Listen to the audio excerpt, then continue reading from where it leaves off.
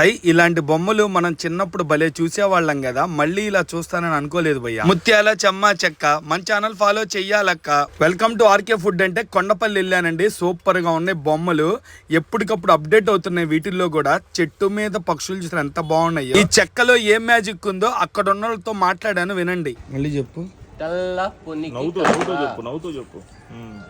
తెల్ల పొనికి కర్ర, తెల్ల పొనికి కర్ర.